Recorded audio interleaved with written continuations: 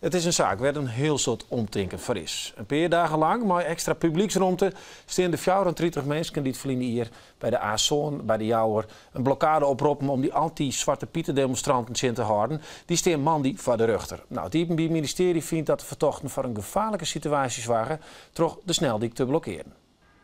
Op sneun 18 november verliezen waren de bussen met demonstranten trots aan 40 auto's op de Azoon klemrieden. Dit om anti-Zwarte Piet demonstreerders bij de intocht van Sinterklaas in Dokkum tjen te houden. Politie spruts van een levensgevaarlijke situatie. Als er een klein groepje mensen denkt van we willen niet dat ze hier komen, dan hebben die pech, houden wij hun tegen. De actiegroep Kick-Out Zwarte Piet wie bij 3 bussen op wij naar Dokkum. En dan wordt democratie gewoon de nek omgedraaid. De autoriteiten moeten ervoor zorgen dat wij onze stem kunnen laten horen. En als ze dat niet doen, schande wil ik niet eens zeggen, is het zachte woord voor je. Om kwartier voor 11 kwam het verkeer weer op gang. De bus van Kick-Out Zwarte Piet ging verder naar Dokkum onder politiebegeleiding. Intussen is het feest in Dokkum begonnen. Maar loco-burgemeester Pietje de Graaf van Dongerediel kan de veiligheid van de demonstreerders in de stad net garanderen. Daarom koert nevens de gemeente net als de demonstratie tegen Zwarte Piet te verbieden. Burgemeester Marga Waanders stier efter deze kar. Veiligheid gaat boven alles. En omdat die veiligheid in het geding was, de politie heeft aangegeven, ook richting de lokale burgemeester, wij vrezen voor ernstige wanordelijkheden in de stad. Ja, dan is er maar één besluit mogelijk. En ik praat erover met pasofficier van het Iepenbier-ministerie, Siert IJzinga en Auke Selmerust, volgens de zaak. En dat zit ik dwan. Ik begin met jou, IJzinga, want het Iepenbier-ministerie die u benadert om een verhaal te vertellen, om meer verlichting te jan hoe deze zaak. Dat is eigenlijk wel heel erg uniek, dat gebeurt net zo vaak. Nee, klopt. Waarom willen je hem in deze zaak dat ze wij hebben wel een boodschap te verkondigen, heb ik de indruk. En wij willen het losloeken van de Zwarte Pieten discussie. Daar hebben wij absoluut geen oordeel over. Het gaat nou specifiek over strafbare feiten. Een grens is er overschreden. En dat willen we hierbij tot uitdrukking brengen. Die grens is, die leidt hem in een twaalftal feiten die wij de vertochten verwieten. Daar leidt denk ik het drukpunt. En dat is in eerste instantie het verhindering van een betoging. En het versperren van de Azoon in dit geval. Ja. En dat zijn ernstige strafbare feiten en die in hele vervelende situaties resulteren kennen. Zo ernstig dat je hem dus nou naar de media gaat en uiteindelijk via u de mensen daarover inlichting maken? Nou ja, de vrijheid van meningsuiting is een groot rocht. En dat is toch dit hele handelen. Is dat wat ter discussie komt te staan. Auke Doos zit al heel lang in al die justitiële zaken. Heeft het ooit mooi maken dat het gebeurt op deze wijze? Nou, net op deze wijze. Het gebeurt wel eens dat als er een zaak spelen dat het Openbaar Ministerie een taljachting houdt. In dit geval is het natuurlijk wel bijzonder, maar ik vind het wel begrijpelijk, want hoe je het ook wenden of keren, die feiten, dat zijn de sekfeiten op de telastenlezing, maar je leidt natuurlijk een laag onder. Dit is meer een politiek proces, lijkt het haast wel, omdat het gevoelig is in de samenleving. Het brengt een hoop mensen op de been. En boven dat, we hebben wat hoe mensen voor Zwarte Piet vechten willen. Ze blokkeren gewoon Azoon. Dus die gevoeligheid, de emotie, ik al wil je dat graag los zijn van zo'n rechtszaak, die zit er gewoon in. En ik denk dat dat ook wel meespeelt bij het Openbaar Ministerie, bij Jim, om te zeggen van, laten wij nou in ieder geval duidelijk maken waar het u om gaat. Ja. Nou zeker, dat is de reden waarom we hier zitten. Hè? Omdat de publieke opinie toch een beetje is van de Zwarte Pieten discussie. Maar daar gaat het feitelijk dus helemaal niet om. Het gaat dus om de vrijheid van meningsuiting. En de just dus in de maatschappij toch een zekere polarisatie. Een verhudding binnen de maatschappij. En het moet zo wezen dat dan ieder zijn mening verkondigen kan. En zo'n rocht van betoging, dat is een grote rocht. En dat mensen ontnam wordt, dan staan wij voor de rochtstaat in dit geval. En gaan wij tot vervolging. Ja, want je hebt zelfs. Even wat tussen mij is dat nogmaals dat het begrijpelijk is. Alleen het is gewoon net meer los te zien van die emotie. Het is net meer los te zien van de Zwarte Pieten discussie. Dus ik denk dat ik wil het naïef net nemen, maar dat kan je net meer los zien. Dus ze zullen benijd hebben van wat het Openbaar Ministerie zil en dat wordt een daags beloeken op. Hoe denkt het OM over Zwarte Piet? Ik al William dat zal Griff, de officier van Justitie, Nijweke Vreed, wanneer de eis komt, zal Griff ditzelfde zeggen van we willen het losje van Zwarte Piet, maar dat ken het meer. Maar dan hebben ze dus een extra wapen nou inzet, een animatiefilm. Zie maar even. Op 18 november 2017 werd de snelweg A7 bij Jouren geblokkeerd. Hierdoor werden demonstranten verhinderd een demonstratie in Dokkum bij te wonen. Door het versperren van de snelweg ontstond bovendien een gevaarlijke verkeerssituatie. De 34 personen die daar volgens het Openbaar Ministerie bij betrokken waren, moeten zich hiervoor bij de rechter verantwoorden. Het gaat er niet om welke mening je hebt, maar om het beschermen van de vrijheid van meningsuiting voor ons allemaal. Nou, dan mag ik graag naar animaties, maar toen ik dit zag, dacht ik, nou, dit is niveau Klokhuis. Ik bedoel, we hebben toch wel echt wel een grote zaak. De volwassen mensen ben je mee bezig en dan moet je het op deze manier uitlezen. Is het zo lastig om deze zaak bij mensen te brengen? Het is een heel simpel filmpje, maar we proberen juist vanwege die simpelheid een groot publiek te bereiken.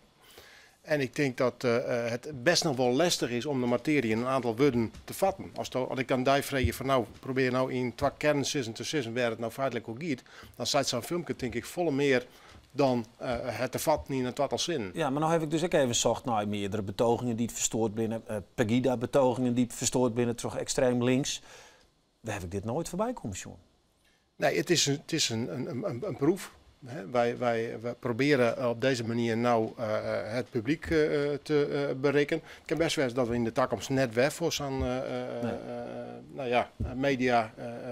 Maar nou wel dus? In dit geval specifiek wel, ja. En omdat? Omdat de boodschap een belangrijke is, denk ik. En we hier proberen een groot publiek te bereiken. Oké, want ik heb ook even een vraag gesteld. Dus een vraag van een van de advocaten. Nou ja, er zijn 2, want 33 van de vertochten worden de belangen behartigd door Tjalling van der Goort, een Friese advocaat. Die zei het dit hoor. Het feit dat je hem nou aan de vang komt. Hij vindt het opmerkelijk dat je hem de media opziet. Hij vindt eigenlijk dat het podium in de rugzeel wijzen had. En dat je daar zuiver maar argumenten dit bepraten kunnen. En eigenlijk dat het ook wel invloed hebben zal op de rechtszaak. Wat vind je daarvan? Ja, die mening deel ik net. Ik bedoel, ik snap dat hij zei van nou, we willen net op een rechtszaak veranderen. Dat willen wij ook net. Maar toch zitten we hier toch? De rechtszaak speelt zich al in de rechtszaal op de data die ervoor stingen. Maar ik denk wel dat wij de boodschap nou op deze manier zou brengen moeten. Dit is een algemeen gevoel wat binnen de samenleving heerst. En dat wij nou denk ik wel uitdragen. Denk je dat het een extra munitie is voor een advocaat? Nou ja, dat denk ik wel. Ik denk dat Tjalling van der Goort kende hij zeker wat hoe zil, dat hij verwijzen mogelijk zelfs naar deze uitsturing van dat het al de rechtszaak wie nog net begon, maar zij begon al bij de bal te rollen. In die termen zal hij misschien zeggen van wij staan al 1-0 achter. Nou, dat is een goed recht. Dat gebeurt vaker in de rechtszaal. Het opvallende is dat het OM in het verleden vaak zei dat het speelterrein van de advocaat die kon maar wat zeggen, die kon bij elk programma onschouwen. Die zitten bij Pauw, die zitten Jere. Want dat speelterrein wie heel groot. En het OM zei vroeger wel eens van ja, wij binnen boen onregels. Ik denk dat er nou wel wat een verscholing in komt.